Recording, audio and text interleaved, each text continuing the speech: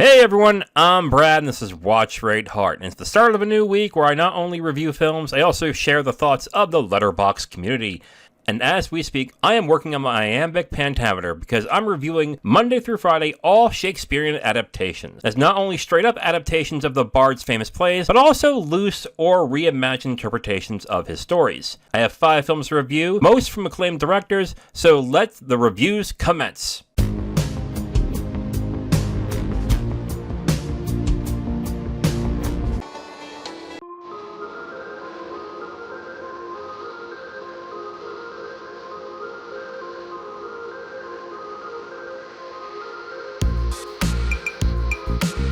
Let's start with a film that I've been dying to watch for quite a long time, and that's Gus Van Sant's My Own Private Idaho, starring Keanu Reeves and River Phoenix. It has a Letterboxd score of 3.8 out of 5, an IMDb of 6.9 out of 10, a Rotten Tomatoes of 79% fresh, and a Metacritic of 76. As for accolades, it's on IndieWire's 100 Best Films of the 1990s, rated number 83. It entered the National Film Registry by the Library of Congress in 2024. It's on the Criterion Collection spine number 277, and it's featured in the book 1001 Movies You Must See Before You Die by Stephen J. Schneider. Like I said in the intro, I've been looking forward to watching My Own Private Idaho for quite a while now, and it's always one of those films that I mean to see, and I just don't get around to it, but hey, perfect excuse to do it now. And I've got to say, I think it's a really good movie, but there's certain parts of it I love, and the ones I love or all the sections that are basically adapted from Henry IV. I think those parts are excellent. I loved it. I swear, the first time I started watching those scenes, I said to myself, that is how you do a modern adaptation of a Shakespeare play.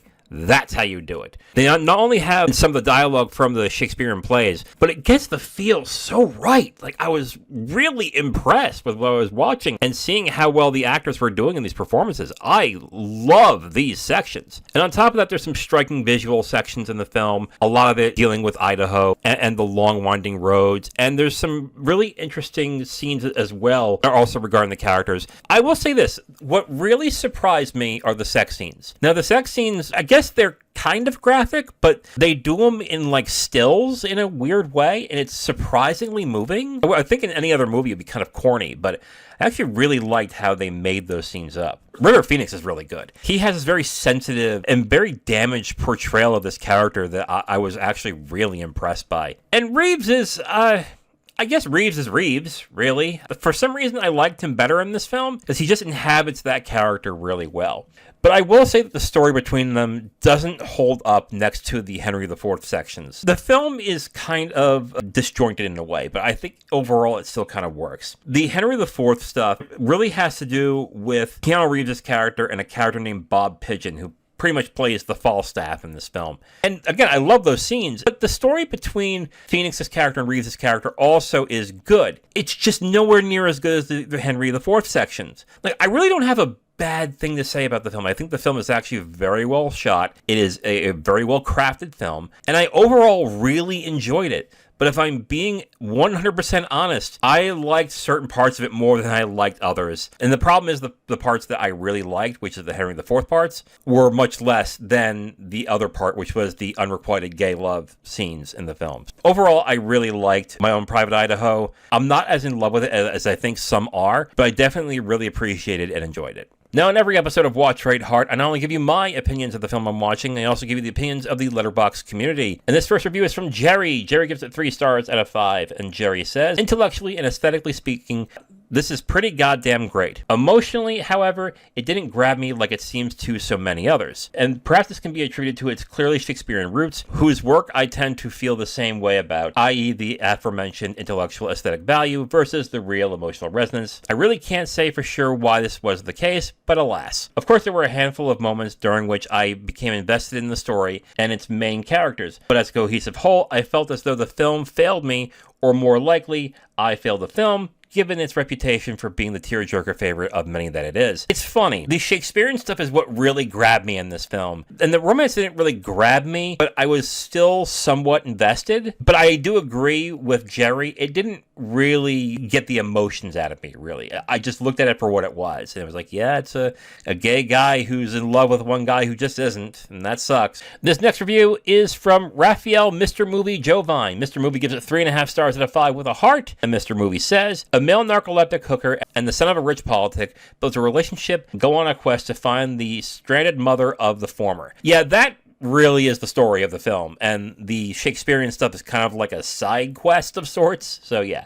While I still enjoy and prefer the work of Brother Joaquin, River was definitely talented. When it comes to loud and quiet moments, he was certainly very good. Reeves was Reeves. Dude is a one-note man, but you can't help to love them, at least I can't. Yeah, Reeves' performance is just him being Keanu Reeves in most of those movies at the time, so I have to agree with that. The story itself was pretty interesting, and by the end, you get somewhat invested in the whole quest. Also, gotta love the little artistic things Gus brought to the picture. From the whole magazine chat to the whole pretty artistic sex scenes. Yeah, the magazine chat was interesting. I like that. All in all, a nice story about love and childhood that takes some nice swings, but it sadly never hits a home run for me.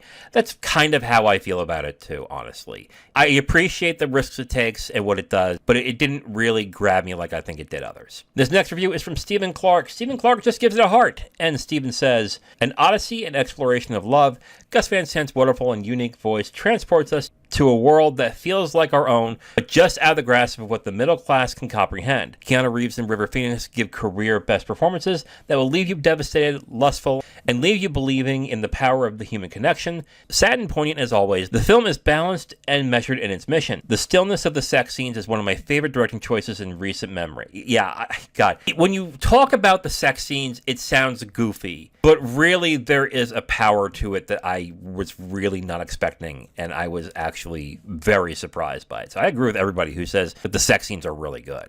And finally, this last review is from Ruben Quiroga Kanahati. Ruben gives it 4 stars out of 5, and Ruben says, embellished yet beautiful to see the cinematic experience of watching beautiful young men having harrowing experiences in their broken intimacy for crumbs. The broken, unvarnished love of despair and wasted youth, a Shakespearean show of drifters freaks. I think that's really the best way to describe this film. It is definitely an experience that I think if you are into LGBTQ films and you haven't seen it, you really should. I also think people who do enjoy Shakespeare will actually get a lot out of this film. I'm not sure if they'll get anything out of the other parts of the film that I didn't get as much out of either, but I really did enjoy the Shakespeare stuff too. So in review, I just love the sections that were adapted straight from Henry IV. There are some striking visual sections and flourishes in the film that were mentioned in a lot of the reviews, such as the sex scenes and the magazine rack section. I think Keanu Reeves and River Phoenix are great in the film, but the story between them doesn't hold up as well as the Henry IV sections, although they are still very good.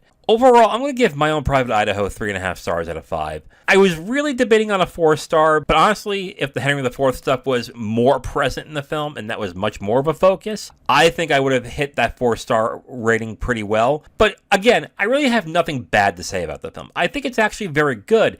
There's just some parts of it that are amazing to me, and there are others that are good, but not great. So overall, 3.5 stars out of 5 for me for My Own Private Idaho. If you liked any of the reviewers I've highlighted in this episode, you can check out the video description for a link to their Letterboxd profile. Be sure to give them a follow and let them know that Brad from Watch Rate Heart sent you. You can follow me on Letterboxd and X at Watch Rate Heart. Please like and subscribe if you enjoyed it and share with your friends. I'm Brad from Watch Rate Heart. Thank you for watching, and remember, we all watch and rate movies, but you give them the heart that makes them live forever.